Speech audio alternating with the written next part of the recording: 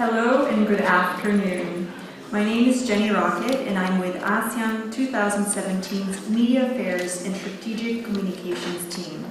I'm very pleased to have all of you join us today for our first press briefing with Department of Foreign Affairs spokesperson, Mr. Robespierre Bolivar. Mr. Bolivar will give us an update on the 50th ASEAN Ministerial Meeting and related meetings as of today, August 3. Very briefly, Mr. Bolivar has led Philippine delegations to several ASEAN Regional Forum meetings. He served as Deputy Chief of Mission and Consul General at the Philippine Mission to the European Union and Philippine Embassy to Belgium and Luxembourg, where he worked on Philippines-European bilateral issues. Aside from the DFA spokesperson, he is the officer in charge of the Office of the Undersecretary for Policy. I am pleased to welcome Mr. Robespierre Bolivar. Mr. Bolivar, the floor is yours.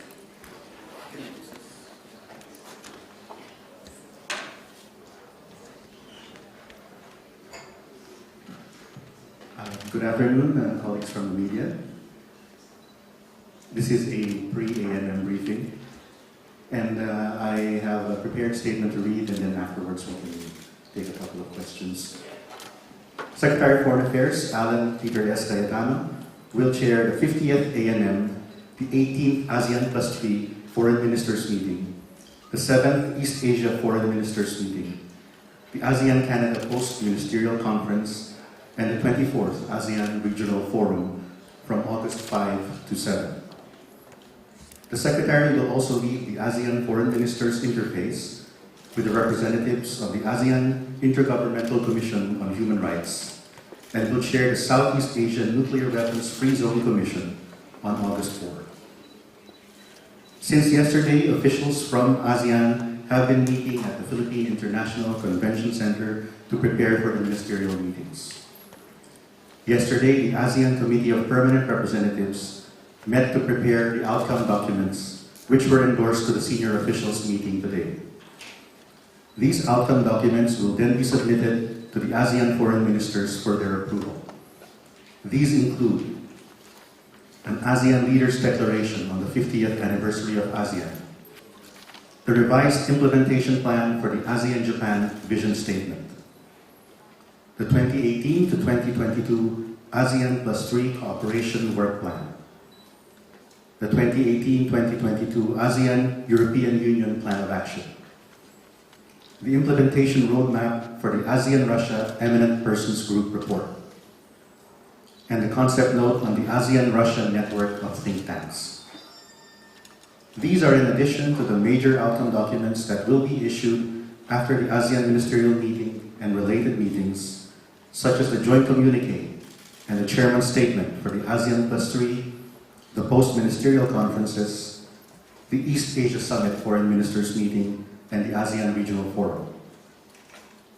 We also expect the ministers to approve the Memorandum of Understanding on the establishment of the ASEAN-China Center, to note the various progress reports on the implementation of the plans of action with the dialogue partners, to endorse the framework on the Code of Conduct, and to issue the ASEAN Regional Forum Annual Security Outlook for 2017.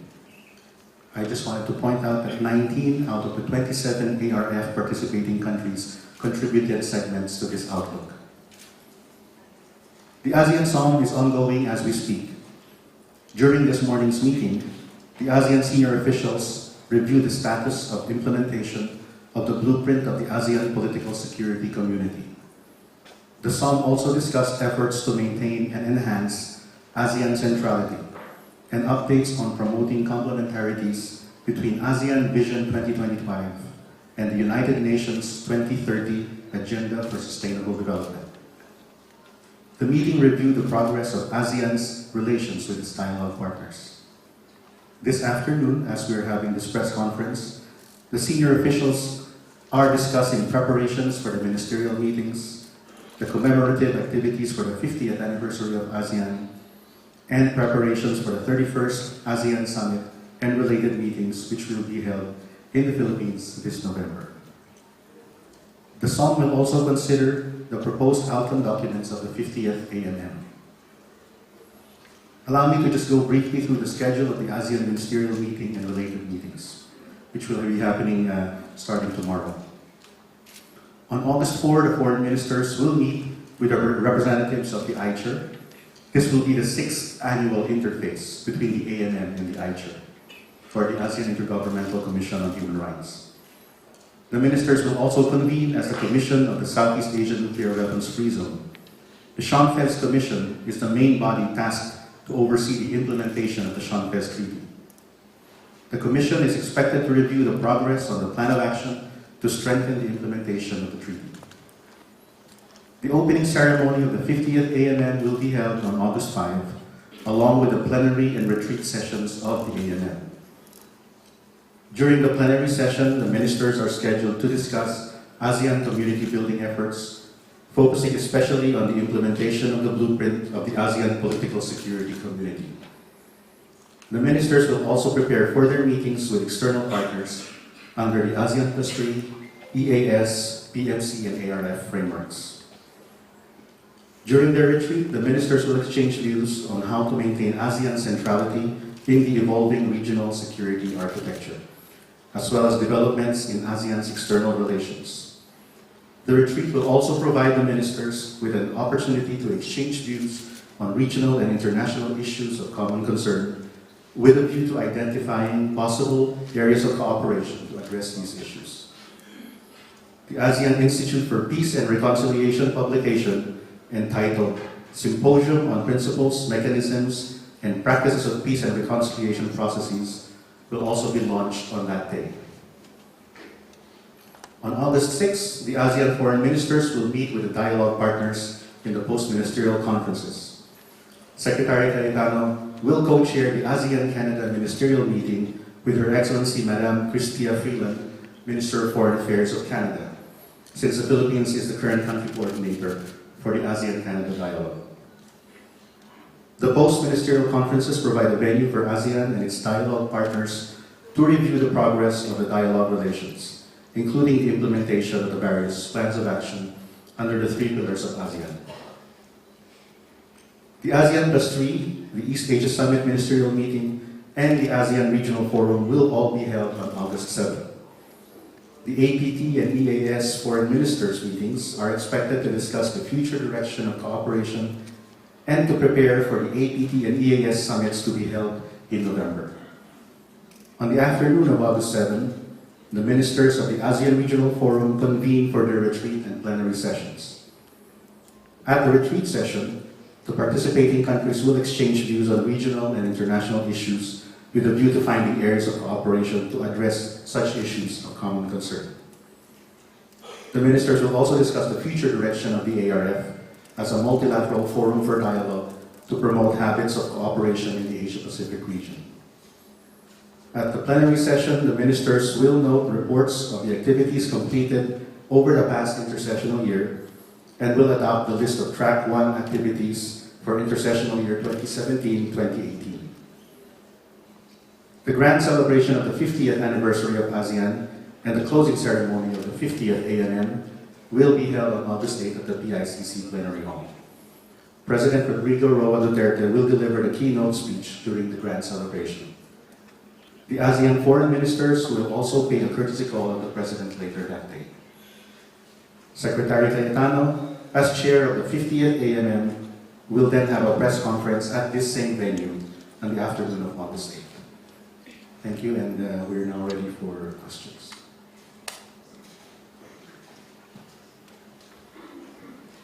Thank you for those updates, Mr. Bolivar. Now, if you would like to ask questions, please come up to the front of the mics and state your name and affiliation, please. Hello, yes, good afternoon. My name is Alden from Kyodo News. I just want to ask, sir, as ASEAN chair this year, will the Philippine government answer the calls from the United States for a diplomatic isolation of North Korea for its continued missile testing, sir? Will the Philippines push for the exclusion or suspension of North Korea from ASEAN engagements? Thank you for that question. Let me answer it in two parts. First, of course, ASEAN is very much concerned about the developments on the Korean Peninsula. The ASEAN foreign ministers issued a very strong statement against the ballistic missile and fissile material testing of the North Korea in its meeting in April, just this year. And of course, all of us surrounding the region are very much concerned about the potential for escalation of this issue. Having said that, aside from the United Nations, the ASEAN Regional Forum is the only venue where you have around the table the DPRK, as well as the Republic of Korea, Japan, China, Russia, the United States, the European Union, and ASEAN. It is the only venue thus far that we have to promote candid and free-flow dialogue and to actually express our concerns to the DPRK side in a face-to-face manner, shying away from what Secretary Gaetano calls megaphone diplomacy through press releases. It provides a very candid venue for all the parties to express concerns to the North and to try to find cooperative ways of addressing the issue. Good afternoon. I'm Melo Aculia from China Radio International. Mr. Bolivar, would ASEAN be able to discuss issues involving the South China Sea? Because there is a school of thought that it should be discussed during this event, coinciding with the 50th anniversary of ASEAN. That's my first question.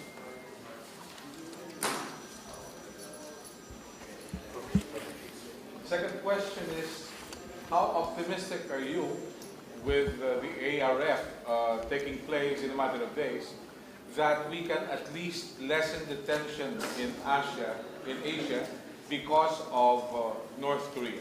Thank you. Thank you for that question. Your first question is on the discussion of the South China Sea in the ASEAN meetings. To put it in context, ASEAN has always discussed the South China Sea issue in all of its meetings pertaining to regional and international security. And since ASEAN presents a forum for the member states and the dialogue partners to express their concerns on issues of international import, we expect that there will be discussion of the South China Sea issue in the meetings in the coming days. With regard to your second question, again, the ARF is a forum for dialogue where all the parties to this issue of the Korean Peninsula are present. And there is an opportunity for them to exchange views on issues of concern, and definitely I believe, because of the parties present at the table, that the DPRK, the Korean Peninsula issue, will definitely be discussed. Hopefully, aside from expressions of concern, there might be an opportunity during that dialogue to try to find some sort of grounds for proceeding to more productive, cooperative dialogue. Do you think President Duterte's description of the North Korean leader helped in any way? Well, I cannot really speak to what the President said. That is up to his spokesperson to say. But again, this is an expression of concern on the part of the Philippines over the developments in the Korean Peninsula. We have 50,000+ Filipinos in the Republic of Korea. We are very close to the Korean Peninsula in terms of geography. In fact, when DPRK makes ballistic missile tests, we are concerned because it may affect our flight information region, the safety of overflight in the Philippine area of responsibility. So definitely it is a very serious concern for the Philippines, and I think that is where the President is coming from. Thank you very much. Yes, sir. Just a follow-up question, sir, on the North Korea issue again, sir. Sir, can you give us a categorical statement, sir, whether the Philippines is supporting or not the idea of suspending and excluding North Korea from ASEAN affairs, or is this something that you have no answer right now and that will still needs to be discussed in the meeting? meetings this week? The ARF is a forum, as is evidenced by its title. We do not have, as far as I know, expulsion provisions like Article 50 of the Treaty of the European Union, where a country can exit. If DPRK wants to exit, I guess there are no hard and fast rules for it to be prevented from exiting. But as a forum, there are no rules for us to determine if this participating country should exit the forum, or it's only inviting countries to join the forum that we have certain criteria. But this is not yet been discussed. Please state your name and affiliation. Yes. Good afternoon, Sir Rob. I am JC Coutinho of CNN Philippines. Sir, several members of the media were able to take a look at a draft of the joint communique that we expect from the AMM. And we noticed that it does not anymore express serious concern over recent developments in the South China Sea. It also does not anymore directly refer to the militarization of reclaimed islands in the South China Sea, whereas those two elements were present in the joint communique that came out of the Lao AMM. Why is that? First and foremost, I cannot really speak to whether the draft you claim is circulating is accurate or not. Second of all, this is a joint communique. As I mentioned at the press briefing in Malacanang the other day, it is a negotiated statement. So the views, the concerns of all ASEAN member states will be expressed in the joint communique, and it will be adopted by consensus. As different from the chairman's statement, where the chairman is free to reflect whatever he or she believes is an accurate representation of the discussions on the floor of that meeting. So having said that, whatever comes out in the joint communique at the end of the AMM and related meetings is going to be a document with a consensus of ASEAN. Okay. Based on your experience, how much room is there for this draft to still evolve or change between now and when its final form comes out after the AMM? There is every likelihood that it could still evolve. They will be meeting over the next few days, and as always, one of the agenda items would be to discuss the outcome documents, including the joint communique. Another question, sir, if you will indulge me. A number of us journalists were also able to look at a draft of the Framework Code of Conduct, which the senior officials are going to endorse to the foreign ministers this weekend. And it does not mention anything about the document or the eventual code of conduct itself as being legally binding. So at what point will the parties, the ASEAN and China, determine whether or not the code of conduct will or will not be legally binding? Okay, again, let me place a caveat that I cannot really speak to whether the document you say circulating is accurate or not. Again, to reiterate that the draft framework of the Code of Conduct will be adopted by the foreign ministers on August 6th at the ASEAN-China PMCs. And as a framework, this is an outline of what we hope to see in the Code of Conduct. Let me just clarify, we are not expecting the ministers to adopt the Code of Conduct on August 6th. Yes. I think there has been some confusion in several reports that I've read, interchanging the framework of the Code of Conduct with the Code of Conduct itself. The Code of Conduct will be based on the framework of the COC. The framework of the COC is an outline. As I'm sure all of us here remember our college days when we were writing our much beloved theses. If you present an outline or advisor asks you to present an outline of your thesis, you put basic general headings: introduction, review of related literature, statement of hypotheses, data gathering, etc. So this is akin to that framework. I just wanted to clarify that. Now, to your question about the legally binding nature of the Code of Conduct, I believe Secretary Cayetano addressed this issue in a press conference he held sometime last week or the week before. It's the thing that's different about international relations as opposed to national law. In national law, if you have a dispute, say you and someone else enter into a contract, someone breaches that contract, you can sue him in a national court. And there will be police to actually enforce that decision. Now in international affairs, of course we have the International Court of Justice, we have the International Criminal Court and several other courts, but there is no enforcement mechanism. So what we are trying, having said that there is no enforcement mechanism, what we're trying to do here now is to have an effective, a substantive code of conduct. And that meaning that the parties to the code of conduct will eventually all abide by, respect what is agreed upon in that code of conduct. So I hope that answers. Oh, yes. One final Thank you. question, sir. Will there be a significant amount of time devoted to the framework code of conduct, discussions on it during the AMM or the ASEAN plus China? The draft of the framework has already been endorsed by the senior officials last May to the ministers. We don't really expect that there will be an extensive discussion other than the ministers adopting the framework. Thank you very much, sir. Thank you. We'll take one or two more questions.